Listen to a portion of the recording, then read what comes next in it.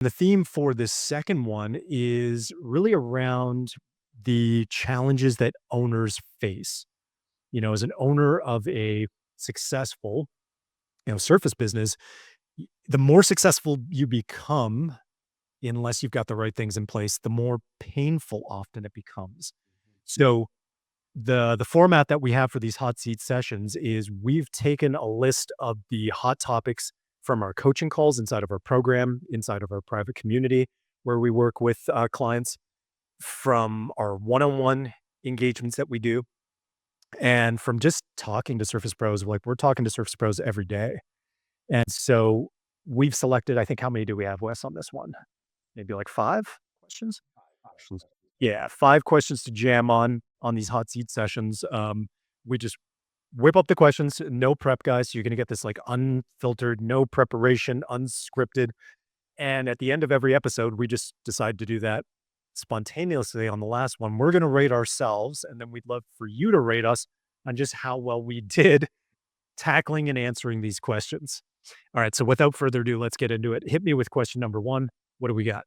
Perfect. Yeah, like you said, a lot of surface owners have some success and some problems, and they think, oh, more revenue will fix the problems that I'm facing. So they chase that, they grow, they go, oh, well, I've doubled, I've tripled in revenue, but my problems seem to have grown with the revenue. And they're stuck constantly putting fires out. But they feel like, "Oh, man, I've grown, I should be past this." It's a really frustrating feeling for these owners to go, why can't my guys handle things?" How do we help them get out of the constant reaction rather than, um, being able to plan and actually structure and let their team handle things? Nailed. Since we're not following a script and we just dropped, like, loose question kinda outlines, I think that had, like, a way that we just dove into that. There's, like, 8 questions layered into one question. Alright, let's go. Well, maybe one day in these episodes, we'll put, like, a timer on the clock, and then we've got, like, a really hot seat, and we've gotta answer it in our 3 minutes. Okay, 3 minutes, go. But in this case, since we don't have a timer, and that is a loaded question now with so many different layers, let's have at it. I'll see if I can remember that, and then, yeah, jump in anytime, man. So save me if I need it. But you said one thing that stood out, and I remember the first surface business I ever worked with, we're going back like 8 plus years, going into 9 now, heading into 9, is he said sales solves all. Mm. Um, and I disagree. So, and I think now talking to him, and he's gonna be on the podcast. I gotta ask him that question. Do you still believe sales solves all? And I was just actually chatting with him the other day, and in that period of time, that stretch that we had in working with him, from, like, just hovering around 1,000,000 or just under 1,000,000 to then a fairly short, oh, wait, if we go back, so that was like 3.5 years to 8,000,000. Sales, I know from being on the inside working with them daily, Mhm. did not solve all. If anything, it broke him, I don't know if he would say that, but from an outside perspective, the sheer level of complexity and volume, Yeah. you know, will break the best the best of us, right? And say, like, let's say they got to 10, would that solve the problem? No. People might think so because you'd be like, "Well, we'll be able to hire some great leaders because at 10, we've got, like, if you think about yourself like a sports team, now we have more salary cap. Let's go get some, all-star players that'll save the day." But no, you would just have them in problems, and you haven't really solved the core issues. So in terms of what you said, like, how do they get out of constant reactive mode? The level of complexity has grown, and I think, what else did you say there at the beginning? Um, yeah, just firefighting every day. If firefighting every day, or maybe you didn't say that, but that's the essence of it, right? That's really, like, what they share with us. They're in constant firefighter mode. They're overwhelmed. You said that it's like constant reactive mode, because it's also like they're just stuck in the trenches, right? In the day to day. He's getting kicked in the teeth every day. He's Like, and yeah, and I think what we hear from, like, a lot of our clients or when we're talking to Surface Pros and just talking to somebody last week, it's like, on paper, we're super successful. My neighbor saw the new truck I bought, thinks I'm killing it, and, like, by every measure, yet we kinda are, but it's never been more painful, right? It's not like I'm dying over here, and we actually have labeled that. We call that the owner overload loop, and people listening or watching our show, can go back and find that. We've got these 3 stages of stuck that we've seen Surface Pros run into time and time again on their journey to try and build a business that, like, produces a healthy profit, gives them some freedom to do what they wanna do with their life, and, they're stuck, and the owner overload loop is probably the most painful one, mhm. um, because and I would say it's more painful than the other one that we talk about, the survival stage spiral, because they are successful. Like, "Man, I did it." Right? And yet, here we are. So, Yep. how do we get out of that spot? So, let's get, like, I don't know, what are we at? We took 8 minutes to get to the answer. Alright, let's go. We're gonna need a timer. So, to get to the answer would be, um and this, like, you're gonna listen to episodes and it just sounds like they're a broken record. Yeah, I already know that. Tell me something I don't know. But it does come down to, do you have first, the first thing we do is help our clients to get absolute clarity on, well, number one, what they want out of the business. But number two, how does the business actually function? Like, how do you deliver value to your customers? Do you have absolute clarity on that? And that's usually where we start. We get them to map that all out, right? And once they've done that, they have absolute clarity on that, and then we help them do the hard work of operationalizing that, or really doing the work on the business to productize and systemize their delivery of that value, so that they've got we call them playbooks, but basically playbooks are, if anybody was to follow them, you pull somebody off the street, if it's not like technical work, right? Not like something they've never done before. Yeah, you're gonna have to apprentice, you're gonna have to get trained, you're gonna maybe need to get certified. But for everything else, you should be able to pull somebody off the street, have them follow this playbook and produce the same result that you would. Now, with the technical side of work, yeah, more hands-on training, more this and that, but the same thing, you need a playbook for the outcome that they produce, so that you can create that predictability so that things can be delivered and value can be created without you. Now, that part sounds easy, but when you map it all, you've got to do 2 other things. You've got your playbook, you've mapped it, you've got your playbooks, you've got to get people to buy into owning the outcomes that they're responsible for, and then be able to measure what matters. And all of these different things work together so that as the business owner, you have visibility of, as a team. Well, as a team, you all are aligned on what should happen. But as the owner, you have visibility of, is somebody on track or off track with producing that outcome? And if they're not, where are the bottlenecks? Where are the gaps? Where do I need to coach somebody? So it's not a simple answer. It's not, if I was to give a simple answer, that's why I would recommend, like, so we don't take 30 minutes on this, go back and jam on, listen to the other episodes or watch the other episodes we have on the owner overload loop.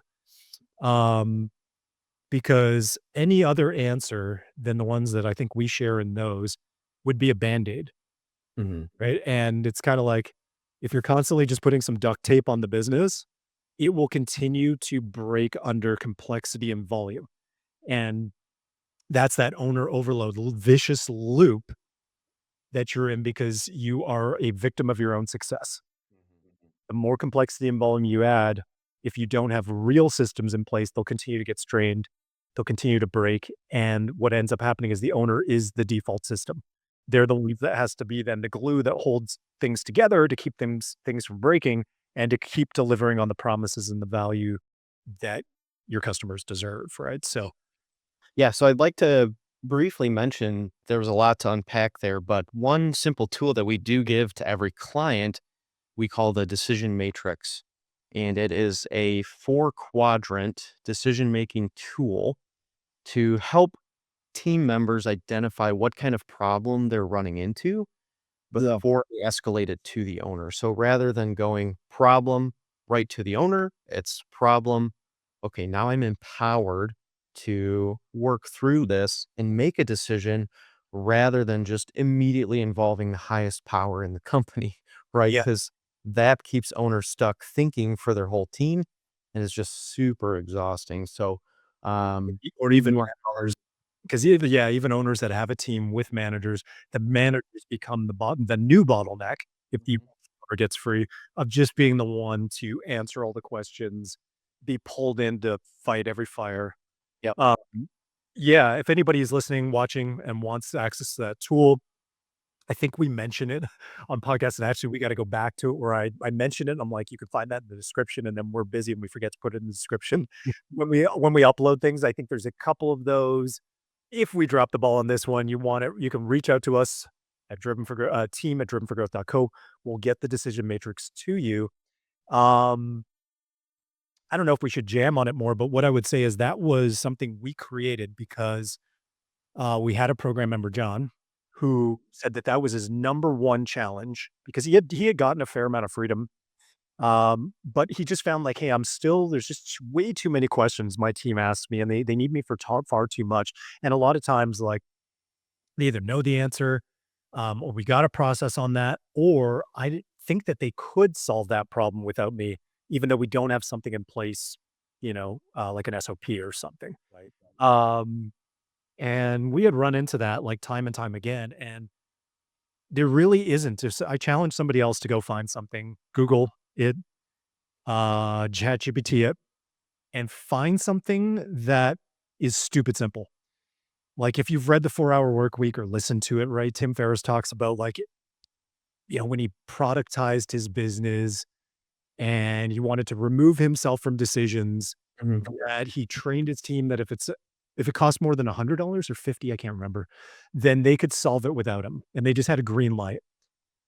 Okay, that's great for a lot of different businesses. His was at the time was like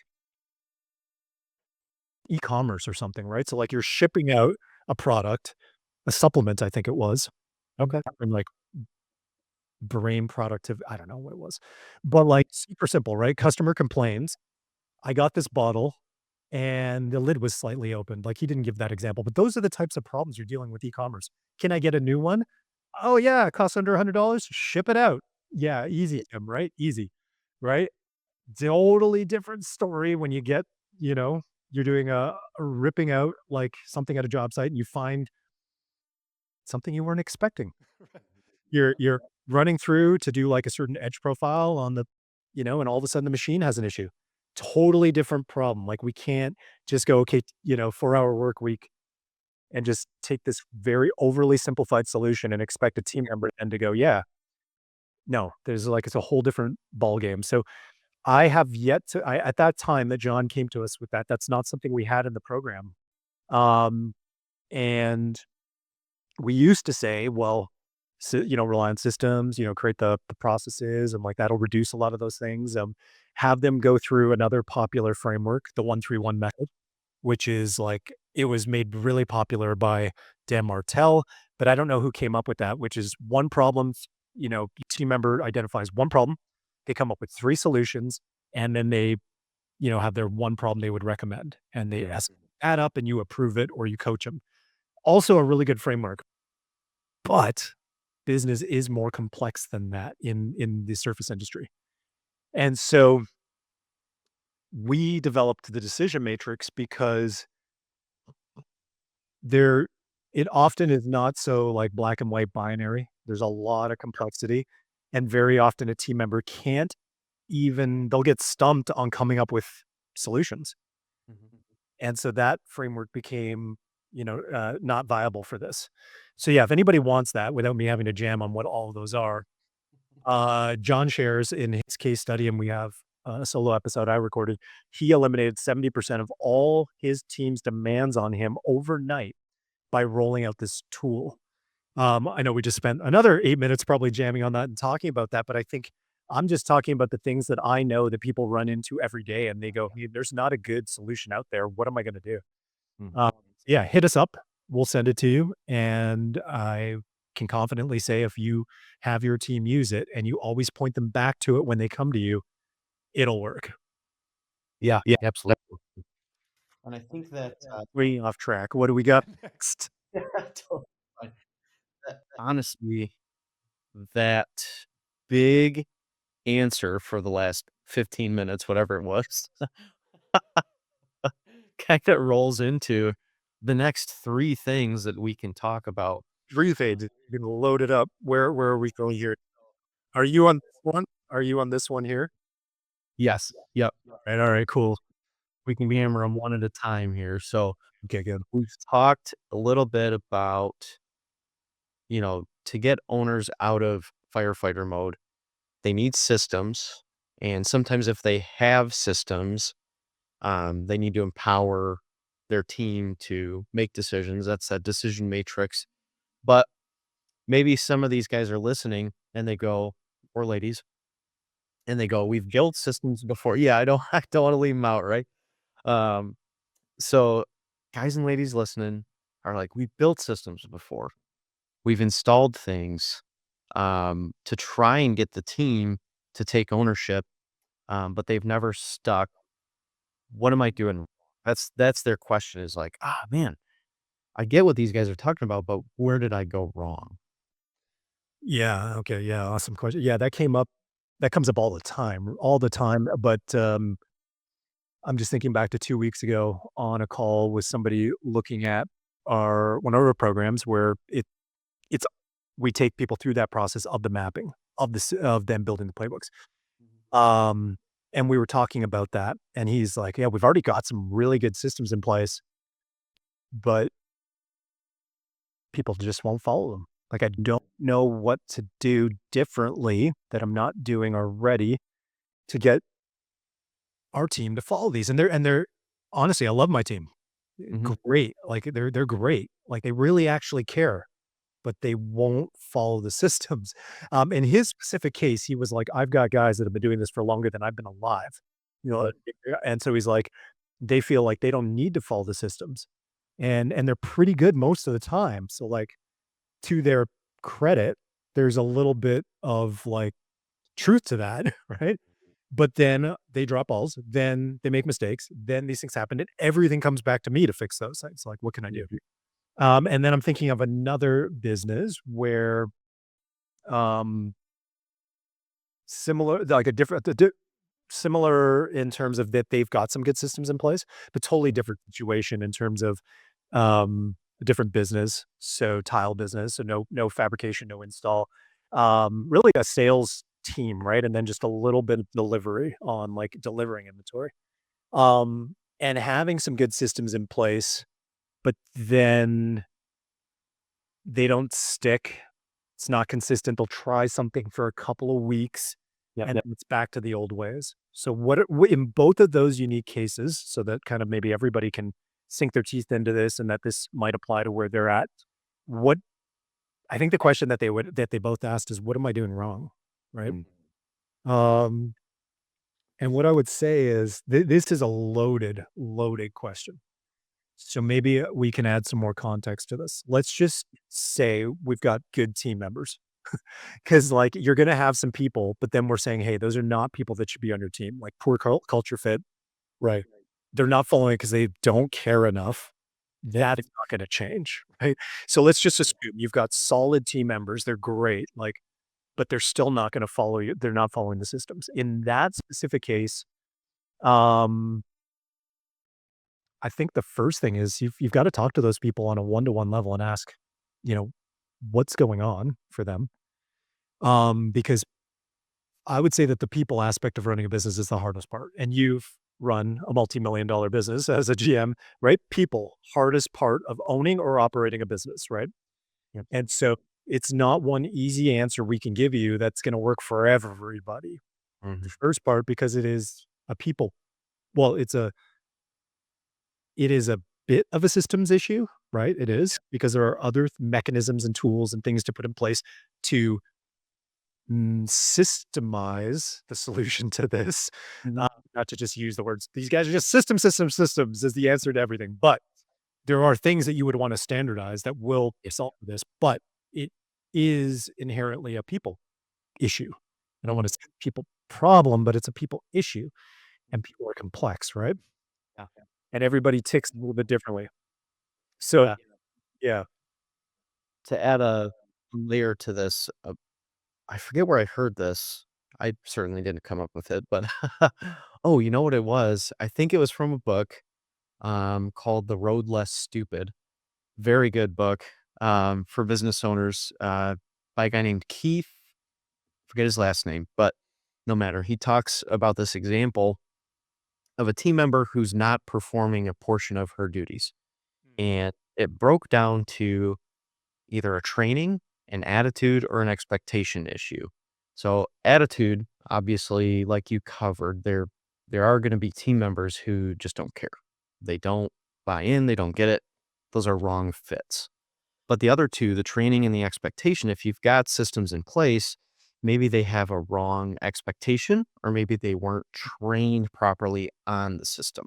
So Love those can be facets of why the system is failing as well. And if you aren't serious about holding your team accountable, if they are trained properly and they do have the correct expectation, you then have to be serious about the follow through. Alright, my work's I'm out. You got this.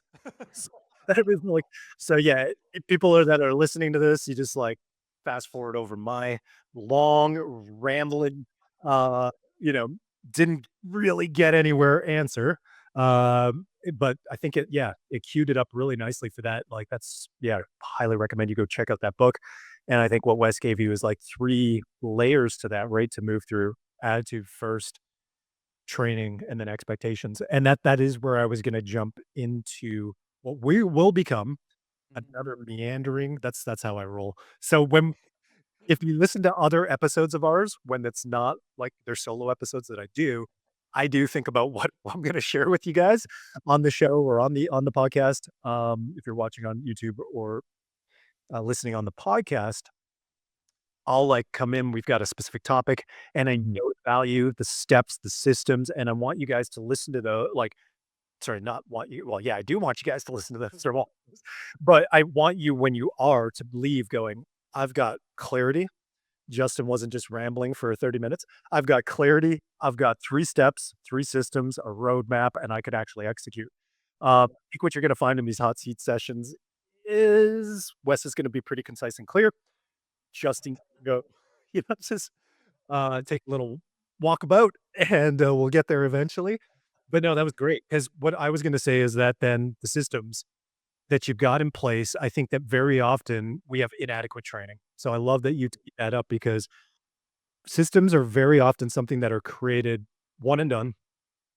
And even though we're in a digital age, I kind of equate it to they sit on the, in a dusty binder and they're not revisited. We're not developing training team members on it, identifying where the gaps are, revisiting it, um, and identifying why the systems aren't working um, so I think I always talk about making sure that your team is in alignment and agreement on what you're doing, whether that's a vision, a mission, a system, a Mm. process, um, purpose, whatever it might be. You really want your team to be in alignment and agreement.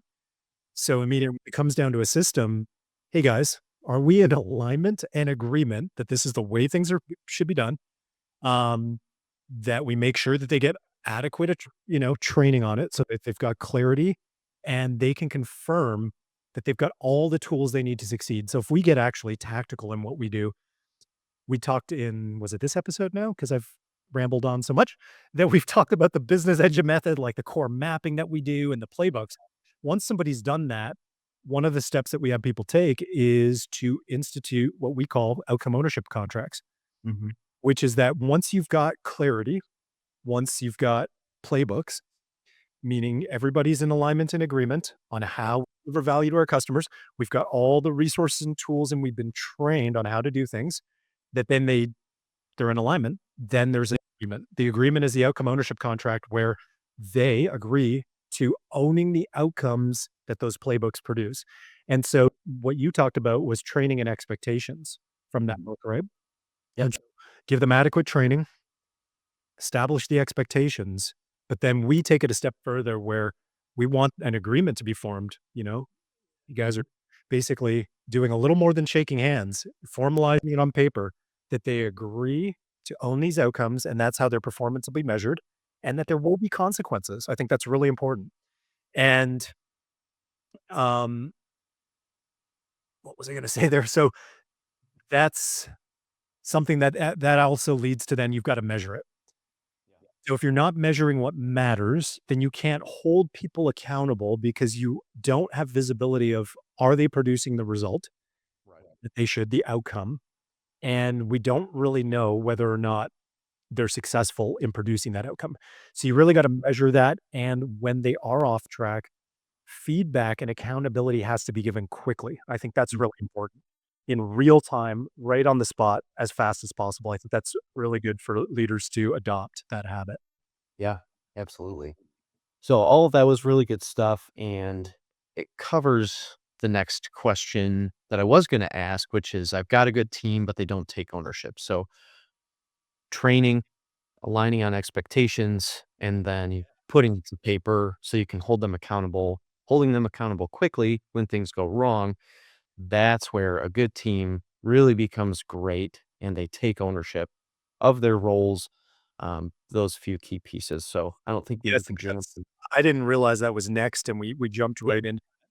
But I think that's a big shift, and you'll hear us talk about that, or watch us talk about that, depending on what channel you're on, Yeah. about ownership and owning outcomes.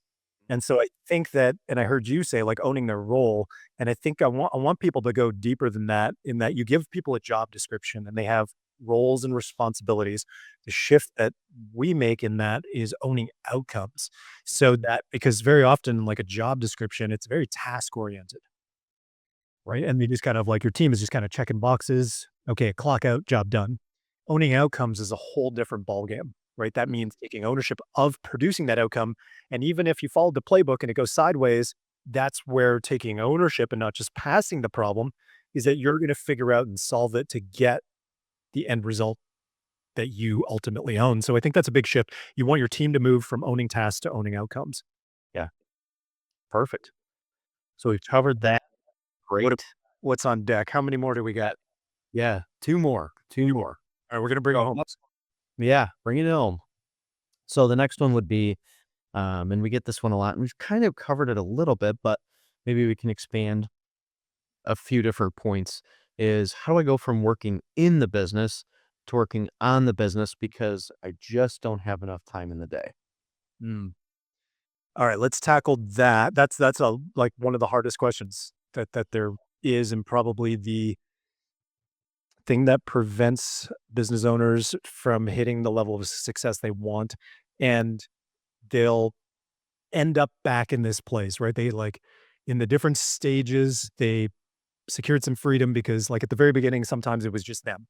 One person running the show. So they did everything. Then they found somebody to start doing what they do. Then they started to manage those people. Then they became more successful. And then they got pulled back in because for whatever reason, right? So I think we maybe want to tackle this in a couple of different ways. Um, the hardest being those business owners that are watching or listening right now that still go out and do installs, that still go out having to do templating, that still go out to do in-home sales, that are still the one in the showroom doing all the sales appointments and then in some cases shipping out the material, right? So tend to work with clients that are beyond that stage, but every now and then we'll take somebody on that is in that challenging place. Um, Yeah. but we're typically working with clients that are have gained a little bit of freedom. They aren't, in that trap. But let's talk about that first because that's the most challenging. Mhm.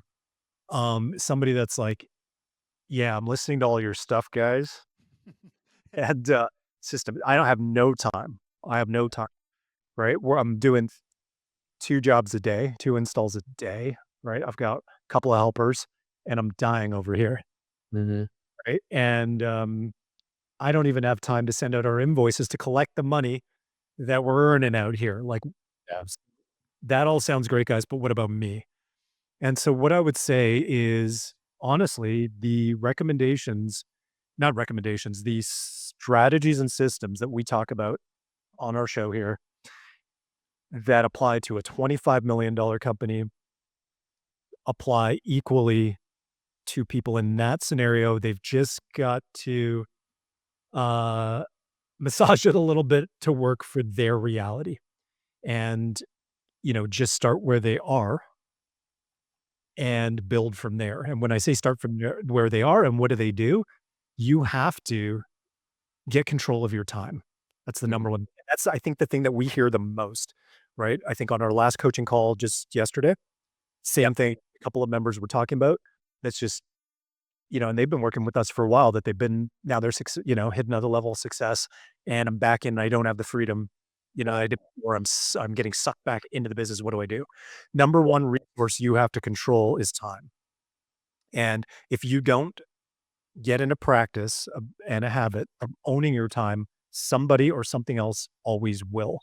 And I think if you listen to any of the other, like a lot of popular podcasts right now, you'll hear different people talk about, and my mentor said it to me once, and who knows who came up with this, but a lot of coaches use it, and it's true. Show me your calendar, and I'll show you what you really prioritize, right? Um, and I think when you look at that of how people are spending their time, the argument can be made that you can always find time to work on your business, but you have to protect it ruthlessly. Now, for the person that's running out doing all these installs, do they maybe have to get up a little bit earlier than the next person for a season? Are they 5 a.m.ing it so that they work on the business before working in the business? Yeah, you're probably going to have to do that. You're going to have to do that for a season to be able to buy back your time, to be able to put the right systems in place to create that freedom so that it's not a chicken and egg scenario, right? So, but I would say, um, reading the book The Perfect Week, for example, and that's mhm, something that we take our clients through, everybody that comes in to work with us. We've got a system that we call the reclaim ownership. You've got to reclaim ownership of your business so that you own it versus it owning you. mhm, Regardless, we have people going through that are at 20 million that have gone yep, through that. And so they just do it at different levels because there's different things they need to focus on, but they have to own their time and protect it ruthlessly. So yeah, that's what I would say is like the number one takeaway. and I think an important nugget there would be for a season, right? Like, where you don't wanna get overwhelmed and go, "Oh, man, yeah, for the next 10 years, I'm gonna have to wake up 2 hours earlier Yeah. to make time for my business." Like, no, the effort to start that is more than the effort to maintain it. So, for a season, you start a little earlier, you work on the business, and get some things in place that allow you to decrease the effort, not take your foot completely off the gas, but decrease the effort, um, to give yourself the time that you so desire. So, Yeah, and another side of that, if somebody's like, "Hey, I already do that," because I can think of one program member from a while ago, flooring company, amazing guy, love him. In this scenario, met at Tice, and we typically don't take clients on that are like at that revenue level or in that stuck position, but just really wanted to be in his corner and help. Uh, Already putting in the work, 11 PM, 12 PM, up already, you know, hit working on the business, but never enough time. And we were challenging him to look at, okay, you've got an apprentice, you've got another more senior, installer. Challenge you to have good Wi-Fi, or just have a hotspot it and learn how to take a step back, right? Just set them up for the day, give them the playbooks. They're following the checklist to execute this work. Give them a protocol to when they can come to you if they need you so that you're not nervous that this job's going to go sideways and you're going to be upside down on it because, financially or whatever, because they dropped the ball. And mhm, just take 45 minutes twice a day. You're literally in the same room as them. It's noisy as hell, but you can mhm, sit there and you're gonna work on the business, right? And that's what I would say. You can always get creative with finding the time. It is a matter of finding those pockets and then again, guarding it ruthlessly. It's not to be silly, to give those guys a protocol where they can't just grab you, "Wes, I don't know how to do this, man." And then you get sidelined from being able to work on things and you're pulled right back in. You have to that's the biggest takeaway I would say that I keep repeating, guard it ruthlessly. yep, absolutely. Okay, posting across the finish line here. Oh, man, let's bring it home. All right, last one. So, well-oiled machine gets brought up. Business owners want businesses that run well-oiled, like clockwork, one that doesn't depend on them. So this is this is kind of a hot loaded question to end this session too. But how do they build that? I love it because I didn't you shuffled the deck, and then we broke this into 2 sessions because we saw it was just too much to do for 1. I didn't know what the last question was. Alright. We're gonna close it out strong. I mean, I think that I don't wanna, like, cop out on this, but everything we just talked about, right, does kinda lend to that topic, but yeah, I can say that, like, that is the phrase that a lot of our clients use when we talk about where do you want your business to be in 12, 18 months? Where do you want the business to be in 3 years? And the phrase that we hear more often than not is, "I want my business to run like a well-oiled machine without me." And obviously to, have a turn a healthy profit. Um, so how do you build a business that runs like a well-oiled machine? Yeah. Does it matter what stage they're at? Like what size of business when we're tackling this one? Mm, yeah, that's tough. I guess a good follow-up question would be like, what if they're small enough that they don't have a manager yet? If we can tackle that, if they don't have somebody. Oh, come on, dude. That's like even, because it's like a well-oiled machine that runs independent of them without a manager. Alright, when I can hang on, we're gonna back up. I'll answer the first one first or throw it back at you, and you have to tackle it and answer it, and then we'll answer the second one. No, but what I would say is, I mean, we're honestly, I'm not trying to cue this up for our programs, our solutions, and what we do. Our goal is that if you listen to the Driven for Growth podcast, you watch us on YouTube, that we've got taken the time to go through everything we do in our signature programs and give enough strategy, tactics. We've walked you through it that you could follow it. You could gain enough value to get pretty far down the road to solve some of these problems. Uh, but to build a business that runs like a well-oiled machine, we have a solution for that. It's called the business engine method. This is not a pitch, not saying, hey, you should come here and work with us. The business engine method, we can only work with like 3 clients a quarter, and we're full. We have a wait list already of a couple of great companies that timing was the issue, that we hope to see you guys on the other side of the holidays, um, and be there to support you. So it's not a pitch. We're tapped out. You probably couldn't have us if you wanted us. But what I'm saying that you need to do is to build a business that runs like a well-oiled machine, you've got to look at it, and some people will read the book Built to Sell. It's probably on the shelf. Yeah, it's right here. So you could read the book Built to Sell, but the example in this book is for a graphic design agency. So if you read the book or you read E-Myths Revisited, right?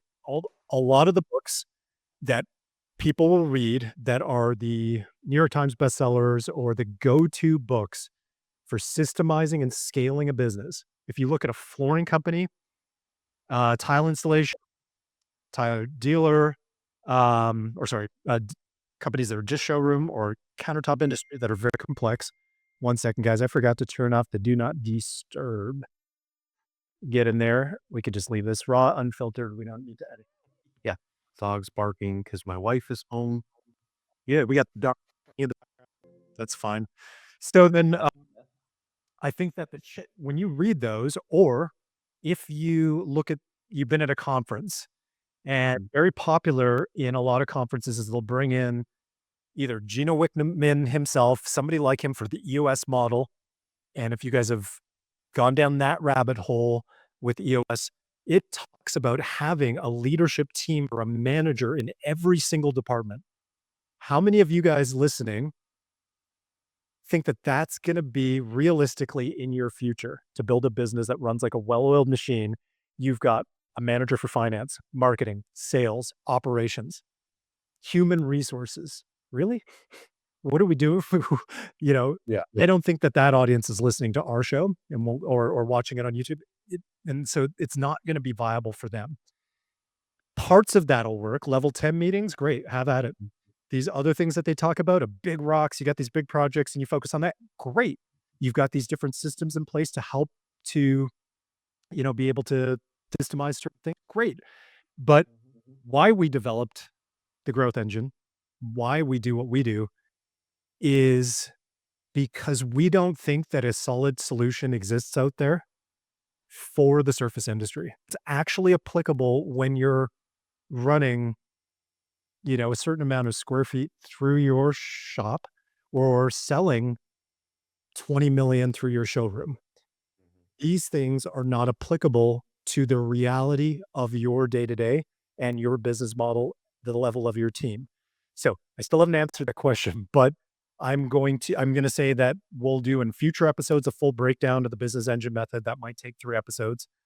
But what I would say that people need to do is go a little deeper than a book like Built to Sell, go a little deeper than the E-Myth, and jam on the things that we've covered here, where systems and processes and trying to build your business like McDonald's all sounds great, but you have to have solutions in place to deal with the complexity of floor that's warping, right? Or, a stone that's got a subtle crack in it or discoloration. And it's going to be 6 weeks before you can get that other one. That's a non option. We're talking about very complex businesses. We're talking about businesses that, if it's a tile business, the orders held up because of international shipping laws or, tariffs or, right, things that are not as simple as in this book, producing a logo in 5 steps. I mean, right? That's like that you should be able to build that business to sell. Right? So in those cases that we're talking about to deal with volume and complexity, you need systems that allow you to uh, create predictability around the unpredictable. And what I would say is every time something like that comes up, something that was unpredictable, every time a unique situation comes up, you have to do the work to not just go, we put out that fire, we solved that problem, on to the next thing. You have to take the time to take a step back, operationalize that, create systems around it, make sure your team understands the learning lessons that you guys just received from being kicked in the teeth, and then figure out how to systemize that for the next time it comes up. Yeah. So, yeah, you guys will listen to different things that we talk about mapping your engine, building it, building playbooks, creating accountability mechanisms, creating a leadership engine so that you have systems in place for leading people, for measuring what matters. All of that stuff would be the answer for how to build a well-oiled machine that runs without a business owner. So, yeah, have at the other episodes that we have. We'll produce more in the future. And then to land the plane here is, you asked, what do you do if you don't have a manager yet? And I think there's a second part of that question if I'm reading it now, what's on there. Is it still possible? Mhm. Yeah, just harder, right? Yeah. That if you go through the work of fully systemizing your business, that means the processes, the handoffs, the workflows, how data gets entered into certain things, how we solve problems. If we have an unhappy customer, all of those things you've got systems in place for. Then you've got people that own those things that are not you. And then you have a way for accountability, reporting, measuring what matters. Then, yes, you can have that.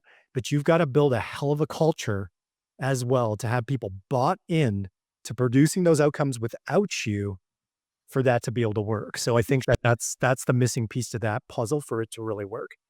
Absolutely. Are we going to rate ourselves on this one, man? So we're going I to think so. 1 to 10, no 7. I'm biased. I think we're pretty cool, but, I'd say that was an 8. There were some ramblings, but there were also some really good nuggets in there as well, so, guys or ladies are listening to the whole thing. Hopefully, they were able to pick 4 or 5 different really impactful things. awesome, awesome. I didn't rate ourselves on the last one. I should do that. So you give us an 8.